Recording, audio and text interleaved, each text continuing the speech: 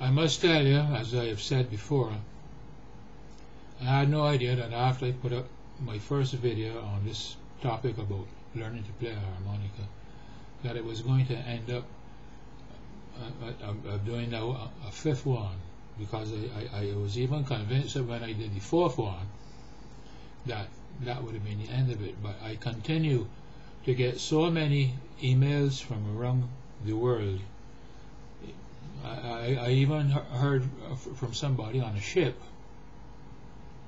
Well, I'm happy that this stuff that I'm putting up here seems to be useful to so many people, and I am happy to make one more video to answer some questions that have been coming at me. A lot of you have said, hey, Pied Piper, please in your video allow some time for a backing track. We need a backing track so we can play along, and I am happy to I hope I'm able to do that on this occasion, but I have to keep the verbiage down. However, there's a particular question that I want to address, because it's been asked so many times, and it is this. A lot of people new to improvising and new to playing riffs and this sort of stuff are a little bit concerned that you're going to play wrong notes. Here's what you need to know. If you are playing with somebody who is playing a keyboard or a guitar, in other words, providing what you might call harmony, and if they are playing a particular chord, it is possible that you as an instrumentalist or a soloist might play a note which clashes with that chord that is being played, and then it sounds wrong, or it sounds sour, or discordant, or it sounds bad, whatever word you want to use. Look, this doesn't only happen to beginners. It happens with experienced musicians often. Here's what you do. If you are playing with someone and you play a note which doesn't, what you might call a song good or a song right, all you do is you get off of that note right away. You don't camp out on it, as John Kindick would say, right? You're playing a note, right? You're improvising, and you play a note, and you hear that note clashes with the chord. What you do is you move off of the note right away. You play and carry on, right? And it's that simple. Because another thing, what a person might call, or what a wrong note or a discordant note, can very easily be used as a connecting note between two other notes. You could call it a stepping stone. You could call it a passing tone. It doesn't, whatever word you want to use. If you were going to play, for example, if you were going to play these two notes, right? And if you were going to link those two notes together, so instead of playing, you were going to play, and this note, this middle note, that. Suppose that was going to be a discordant note with the chord that was being played. As long as you don't camp out on it and play it like this, it's not a problem. If you played it like this, just touched on it, right?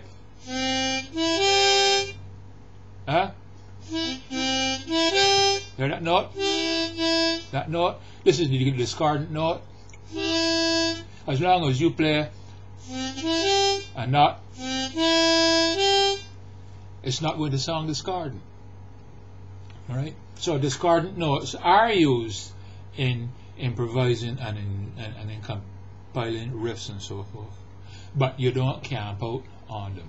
So anytime that you are playing and you play what you call a wrong note, don't be disheartened. The moment your ear picks up that it is discordant with the harmony, you just move off of it and carry on, right? And that's why it is. Right.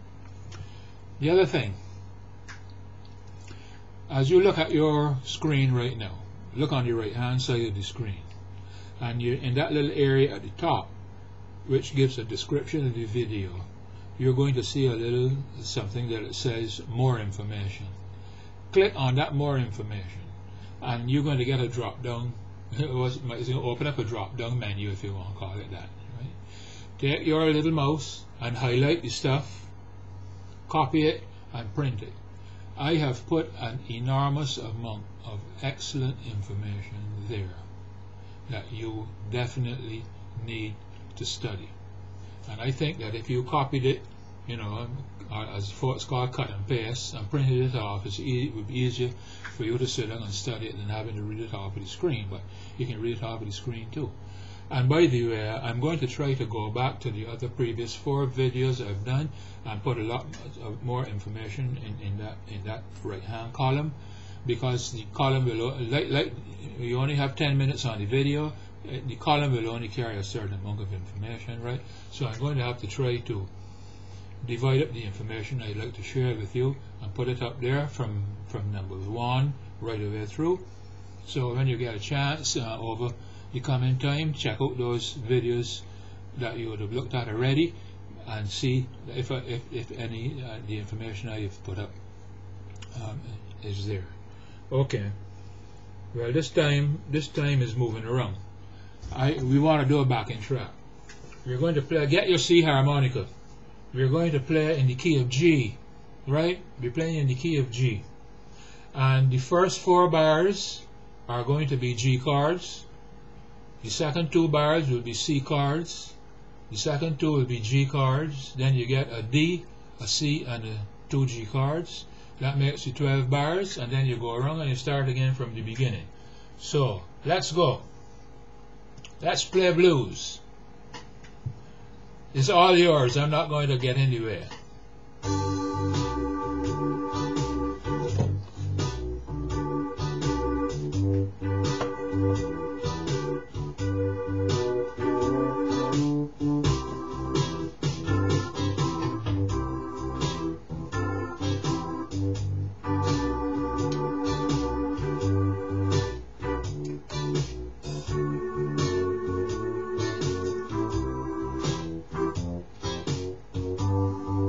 Here we go. Draw notes now, look. Draw notes.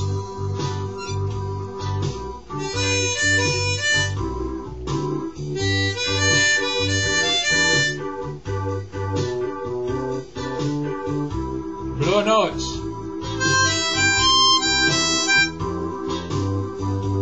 G. Draw.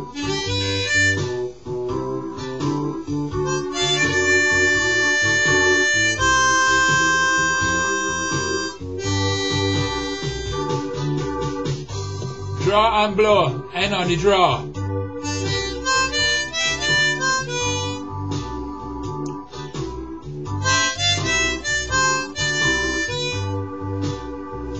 And on the blow.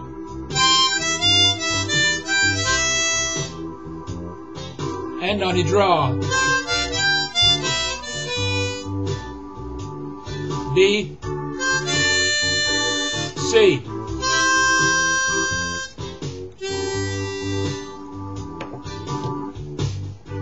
Go ahead, let me hear you.